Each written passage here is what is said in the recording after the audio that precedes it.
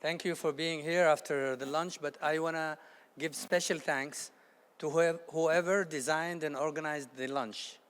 So I know at least you're still awake because it's not heavy, it's nice, and it's environmentally friendly.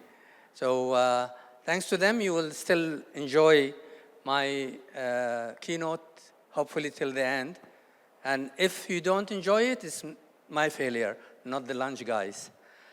So I'm not going to talk to you today, specifically today, not a motivational speech as such.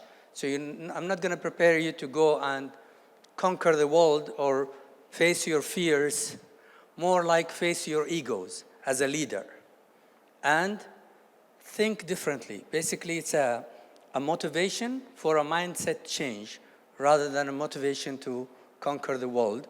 And this is something that I turned into after many years of practicing public speaking keynotes that are specifically in my technical area as an AI specialist or telecom executive. Now it turned into more of leadership and kind of relaying the leadership experience that I, with my colleagues, experienced for 12 years, building what was a government department into a multinational $8 billion company. So that has been earned through wonderful experiences that I shared with every single one of my colleagues. And today, I am going to share what was the secret for our success to now, we're operating now in 9 countries. You probably heard the brand Zain. This is sometimes when the subsidiary is stronger brand than the mother company or Montel. And we have also been able to conquer the world in a different way by connecting the world. We are the one country in the Middle East that has the highest number of submarine cables connecting east to west. And it all comes to trust. I don't know if she's still here. Dr. Mikhailovich, I'm trying to pronounce the name, so apologies if I got it wrong. She talked about the future war is not going to be the war on talent. It's going to be the war on trust.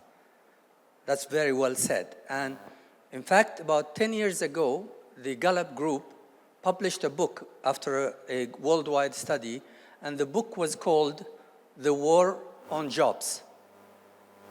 But it moved then to talent. And now I'm intrigued by the idea of trust, and you will see that I'll cover a lot of that today. So the secret sauce for what worked for me and my team at the time, I'm not going to leave it till the end. I'll reveal it very quickly in the presentation so that you can kind of relate to it as we go. So motivation, to keep people motivated at the workplace, is a tough job, day in, day out.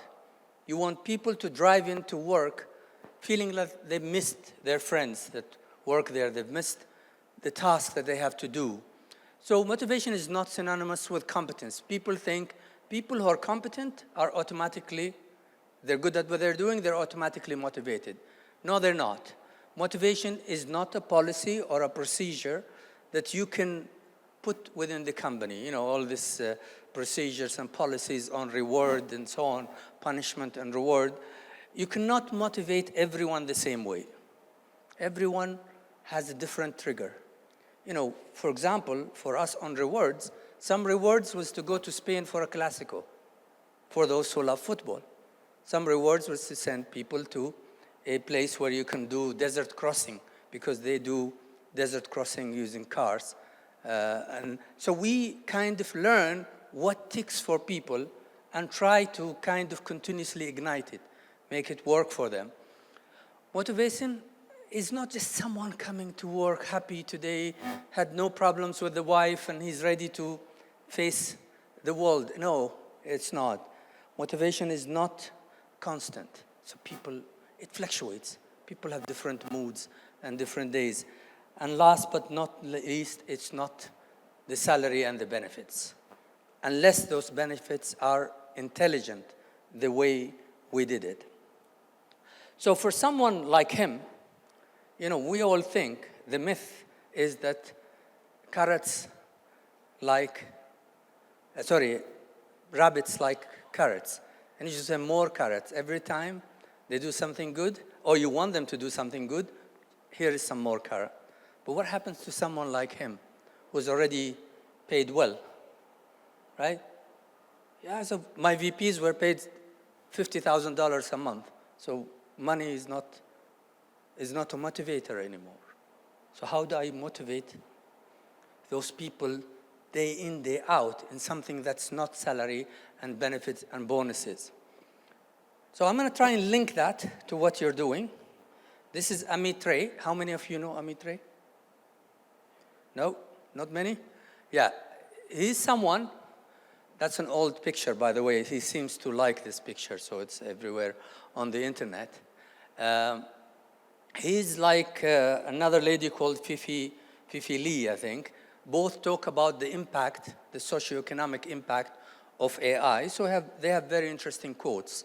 So this is his quote, who's saying, as more and more AI is entering the world, more and more EQ or EI, emotional intelligence, will be needed, must enter into leadership, right? So a lot of what I will say today kind of reflects on that. So in a way, what he's saying, and also Fifi Lee, both Americans, but both were born in Asia. I think our continent is more emotional. Maybe that's why it's dragged behind in many ways. So emotional intelligence is a pathway to AI. You cannot achieve full-fledged. You saw today there was a lot of talk about things that I will label as emotional intelligence ideas that came out in the morning session, especially in the last panel. This is a new model that we're playing with GCC. GCC stands for Gulf Cooperation Countries. These are 6 countries, Saudi Arabia, UAE, Oman, Kuwait, Bahrain, and Qatar. So we have a pan-GCC company where I'm the chairman. So we started an operating model that works on team of teams. So we don't have your normal functional hierarchy. We have teams working together. And it doesn't matter what country you're in. These are relatively small countries and similar culture, a little bit like your Western Balkan region.